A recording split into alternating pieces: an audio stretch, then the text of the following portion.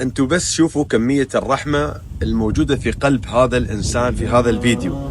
الراحمون يرحمهم الرحمن، ارحموا من في الأرض يرحمكم من في السماء. الرجل في القارب شاف هذه السلحفاة، التف عليها كيس وعلى رقبتها وذراعاتها، أعاق حياتها وأعاق مسيرها وأعاق عيشها، يمكن تموت بأي لحظة. لكن الله عز وجل سخر هذا الإنسان في طريق هذه السلحفاة عشان طلعها مثل ما انتم تشوفون، وبطل الخيوط الملتفة على رقبتها وعلى ذراعاتها، ويالس ينظفها من خيط خيط خيط تماما، طلعها لا بعد وقبلها حبا فيها، وبعدين رجعها إلى البحر وخلاها تسبح وتعيش حياتها بكل اطمئنان وأريحية.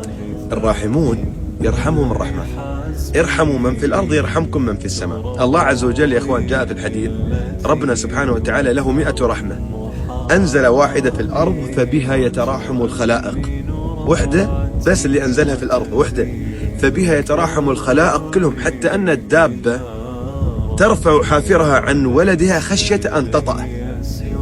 الدابة تمشي وبين يديها وبين ريولها ولدها، تمشي شوي شوي وتحاسب أنه ما تدوسه. من هذه الرحمة الواحدة أنت ترحمني وأنا أرحمك، ارحم عيالنا، ويتراحم كل البشر كل الخليقة على وجه الأرض من وراء هذه الرحمة.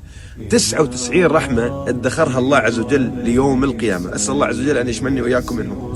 حبيت الفيديو، شوفوا جمال الفيديو، شل السلحفاة وقبلها بحب وسلام وجمال، وأطلقها من جديد حتى تسبح بكل أريحية في البحر. يا سلام، ما أجمل هذه الرحمة إذا تحققت في حياتنا، أن يتراحم بعضنا البعض.